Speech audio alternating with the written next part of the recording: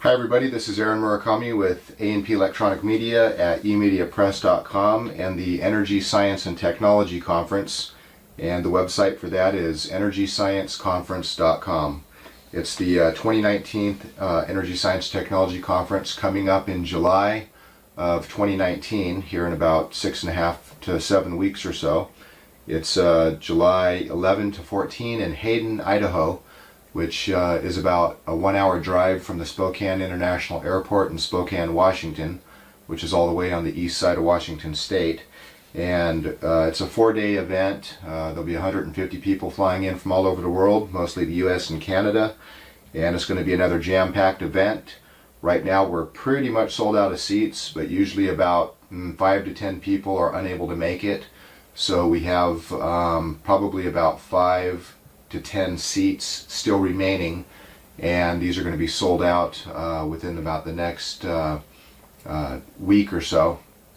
A lot of the last minute tickets are coming, payments are coming in, so if this is a conference you want to come to, Eric Dollard is going to be giving 2 separate presentations. It's pretty much going to be your last chance to be able to get a ticket so you can get in the door.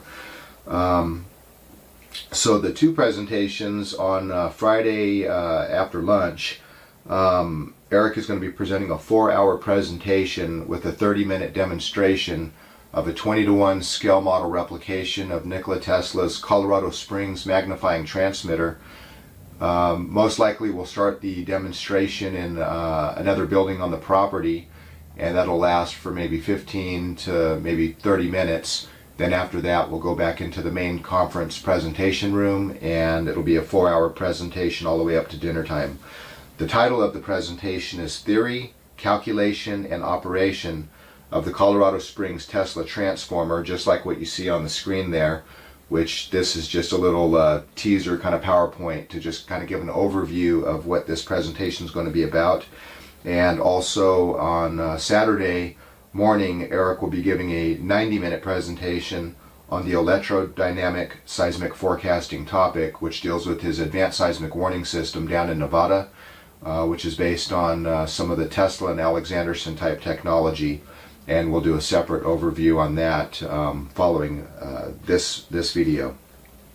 So the presentation that Eric's going to be giving on the Colorado Springs topic, this has basically never been done before due to the inability of people to be able to grasp the traveling wave concept, and it's also been muddied and kind of covered up what the truth is because of the obfuscation of vector and scalar potentials and Maxwell's equations. And it's very important for you to understand that this presentation is not about theory, but it's about building real things that work with concrete numbers that you can actually measure. And this is what you're going to be getting at the conference out of Eric's presentation. And so Eric's been here for about the last 2 weeks, and we've been working on this presentation, which is about 461 slides so far, and it might stay right around there. And this presentation has an analysis at a level that has never been done before in history since the Colorado Springs magnifying transmitter was built and then disassembled. And so this is really a historical first. And so in this short little presentation here, we've got about 16 slides where Eric is going to give an overview of what you're going to be learning in the presentation. And we're going to be starting with, if you can share with us some of the goals that people are going to be... So this is basically what Tesla had intended to do with his transmission system. And at Colorado Springs, he was trying basically to sound the Earth like you would do with sonar or what have you, to find out what its characteristics were, and then from that build a transformer that would be matched to the specific characteristics of the Earth. So basically, this is the overall objective, is to propagate electric power into the Earth using the electric field or the ether or the number of concepts that are not definite, but they're not really important, because the main things, we're not worried about what's in between so much as how the power gets from one place to the other, what the proportionalities are and what have you. Okay. And on the title page there's these images right here.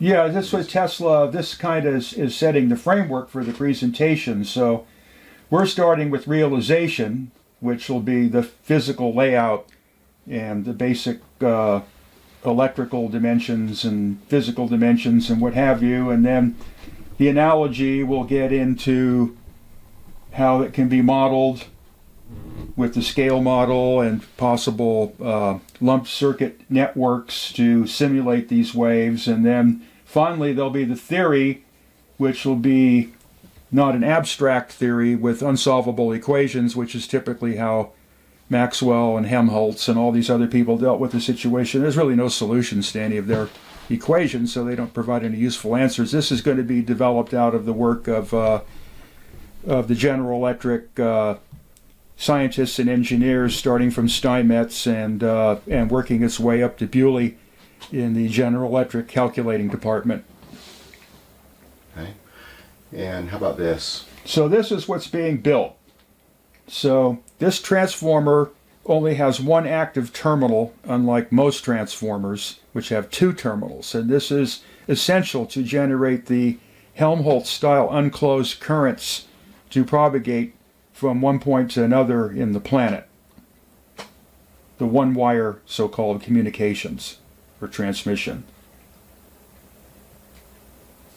So then the important thing that Tesla was working on at Colorado Springs was to figure out how to develop a standing wave in the Earth. So wavelength and frequency proportions were of particular interest to him in his experiments. And then once this standing wave is established, it interacts with the larger waves that flow between the Earth and the other planets and the Sun and what have you, and become part of a rather grand system. And this is where the notion of energy recovery greater than energy delivery is a possibility in this type of transmission system. And the verbal description of Tesla's operation in Colorado would indicate that he achieved such a thing, because the power that was being thrown everywhere greatly exceeded what he got out of his 20 kilowatt power supply from the generating station. So what Tesla was trying to do was set up nodal patterns on the Earth, and then at these nodal patterns, at these nodal points, he would put another transformer, and then there would be a geometric pattern that would be projected by the standing waves on the surface of the Earth, and there would be a kind of like a geodesic pattern. And at the crossing points, so to speak, you could put another transformer, and energy would communicate from one transformer to the other with very little loss. For communications, it would be many orders of magnitude beyond what's possible with present-day apparatus, and it could conceivably even transmit significant quantities of power, even though that might not be a desirable thing to do, because this system would not be electromagnetically compatible with the digital age. So the power transmission side of Tesla's work has no application presently, because it would just wipe everything out.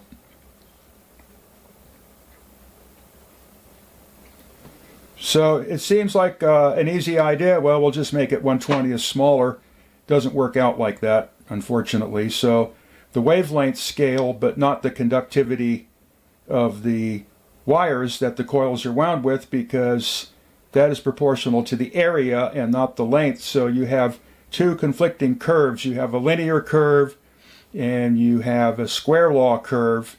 And as you make the thing smaller, the wire doesn't get smaller proportionately with the wavelength, and then the space between the windings starts to get tighter and tighter. So this resulted in, it wasn't so much of a problem with the extra coil, but with the secondary, we had to use an equal temperament scheme to get everything to match up without conflicting, which was extremely difficult. We're talking about 100 pages of arithmetic, but that's been solved. And so the Zenneck wave business has become pretty popular online because of this tower down in Tesla people are seeing, or this Tesla kind of tower down in Texas. And it seems everybody is just kind of parroting the Zenneck stuff as being the new up-and-coming, understanding of Tesla's, wireless transmission technology. Do you want to kind of go over these are Tesla's own drawings out of, I believe, his article, The True Wireless. And he pointed out that the Zenneck wave theory is really just the Hertzian wave theory, the very thing that Tesla said that he was not employing. And then on the other diagram is what Tesla had actually envisioned it's not waves, it's electrostatic lines of force.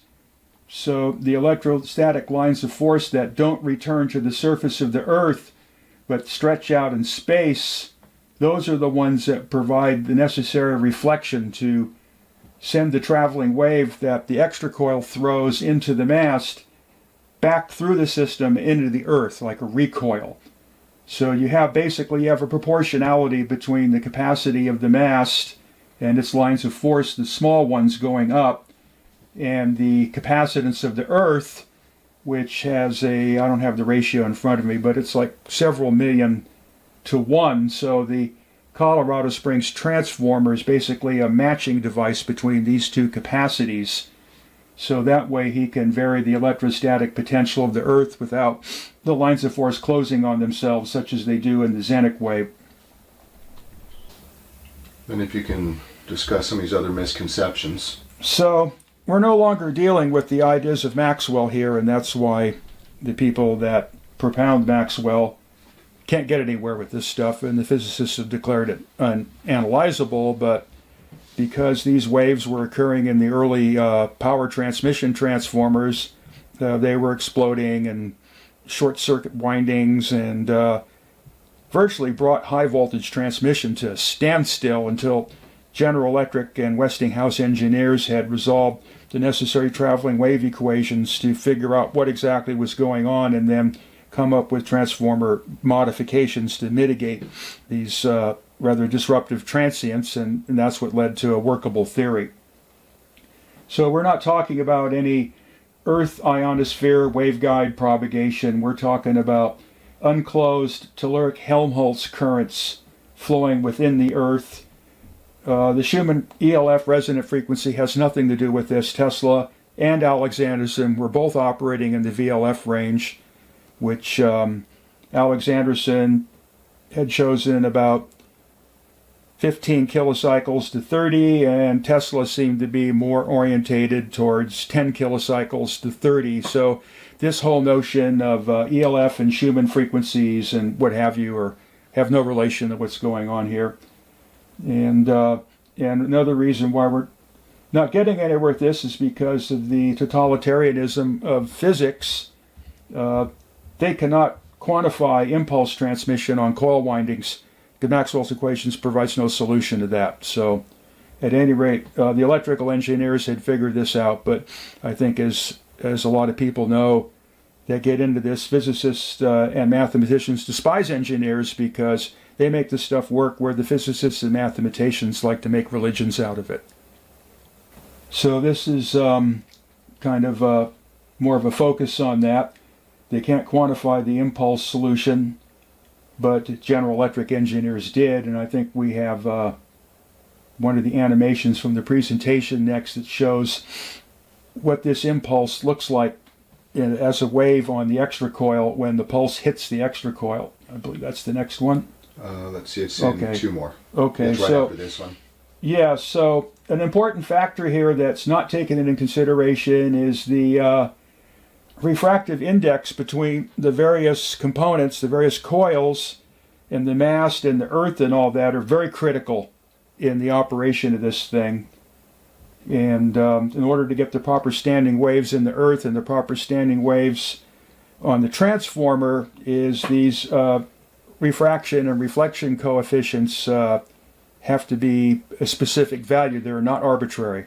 So this is another thing I'm going to get into, is how these relationships manifest. You can explain what. So this is a standing wave developed from a pair of traveling waves. So this is symbolically, this is what the standing wave inside the Earth would look like. one side of the graph would be one side of the Earth, and the other side of the graph would be the other side of the Earth. So the top is the wave going forward, and the red on the bottom is the wave going backwards. The hands are the time frames that these operate in. And then the standing wave in the middle, you can see, does not propagate. That's why it's called the standing wave. It's stationary. It's an alternating current with a fixed distribution in space, and the clock hands on the side show you that it's a composite of the forward traveling wave and the reflected traveling wave. So in a certain sense, the standing wave is fictitious because it's a resultant. But it's important to achieve this standing wave to get the maximum effect at both ends, as you can see what happens here. And there's a nodal point in the middle where there's no electrical activity, and that would be either in the center of the Earth or somewhere along the surface there. The actual spherical coordinates for calculating this are hideous, so it's easier just to express it representatively like I'm doing here. So one question I know a lot of people are going to have is, once they have this presentation in their hands or they see it at the conference, will they have all the information necessary to be able to replicate the 20-to-1 scale model that you're going to be showing? Yeah, everything, all the dimensions and wire gauges and materials and everything will be given. There'll be, like, blueprints will be shown, or at least diagrams that are usable. They'll be good enough for duplication.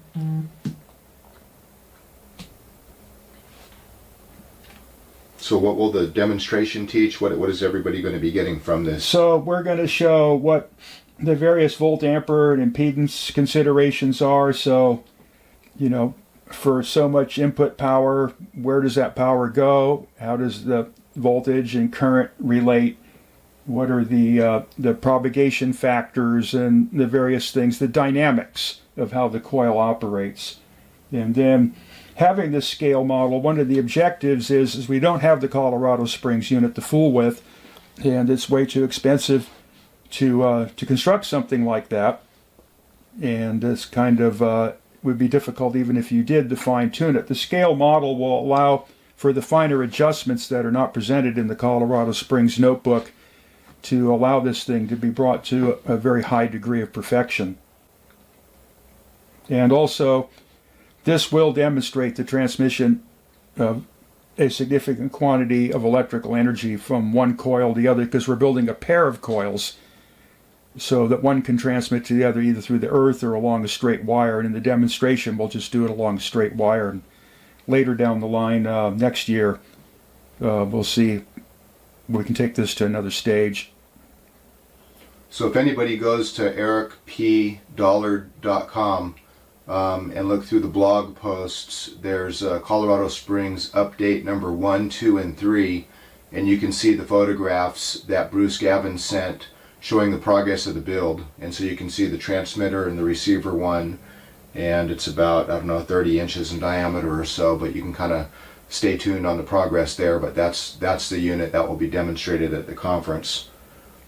And we have an interesting animation of a waveform here, if you can explain. Yeah, this is an impulse hitting the extra coil. The terminal of the extra coil is on the right, the input terminal, and then the free end of it is on the left. Unfortunately, when you're doing transformer diagrams, it usually ends up backwards. So you can see this is anything but a sine wave. And then the pause is intentional. And you can see that even though the input rectangular wave entering remains at 100%, the output varies through positive and negative values and grows to many times greater than the input pulse. So this is a result of all the various traveling waves at various frequencies that are representative of the coil response. So you can't use regular alternating current mathematics for this stuff. You have to use a whole different form of mathematics in order to get these results. So this analysis was carried out by a General Electric engineer, and then we animated the results of the analysis, and it's quite interesting to see the dynamics. So what we're looking at basically is the voltage distribution along the coiled winding with respect to time. So the right is the input of the coil and the left is the output of the coil. So you can see that the voltage starts off kind of, it's the steep impact at the beginning. A lot of the potential packs up against the ends of the coil, and that's the reason why Tesla always spaced the turns out at the end, is because of these steep gradients. There's most of the voltage at some point in time can appear between very few turns, and the rest of the coil is kind of dormant, which you can kind of see from this. Okay, and there's already plans for what's in store for next year's conference in 2020. What are people going to... Well, that'll be a continuation, and the objective will be, in the normal month of labor that it takes to put these things together, will be dedicated strictly to getting this thing fired up to the highest possible power that we can with what's available to us, and just see how something that bears no resemblance to what people call Tesla transformers or Tesla coils today will probably put out discharges even larger than these giant things. We're already finding this out with the initial experiments in the tuning, that this thing has an incredible magnifying capacity. So we'll see what it looks like when we put several kilowatts to it. We're anticipating probably 800 kilowatt pulses being provided to this thing. The ones that normally run the MWO, which operates in a similar frequency band, very conveniently that equipment will match this frequency, and then we'll see if we can match the pulse modulator to the Tesla transformer, Colorado Tesla transformer, and see how much we can get out of it, and see if we can do some kind of long distance type of communications somehow, maybe try to pull power from an AM broadcast station. Hopefully there's one around that's close to that frequency. So this will be all that's going to be a big effort. So there's no time for that now, because just putting this together is a major effort. 10 hours a day of calculating and drawing every day, 7 days a week. And drawing from the AM radio station, so this is related to the presentation Crystal Radio Initiative at crystalradioinitiative.com, which is kind of a Tesla-style crystal radio that is actually powered through the ground by an AM radio station. Right. It takes its power from the AM radio station. It needs no power of its own. Yeah, so that's at crystalradioinitiative.com. And then finally, if you can help support Eric Dollard's work through EPD Laboratories, Inc., it is a 501c3 nonprofit corporation, and all donations are tax deductible. And if you go to ericpdollard.com, any help is appreciated. There's a donate link in the main menu bar, but there's also donation information in the right column if you scroll down, where you could either make a donation by PayPal online, or you can send checks or money orders to the address given on the website, made payable to EPD Laboratories, Inc. And so after this, we'll do a short overview of Eric's other presentation, which is electrodynamic seismic forecasting, which will be given at the same conference.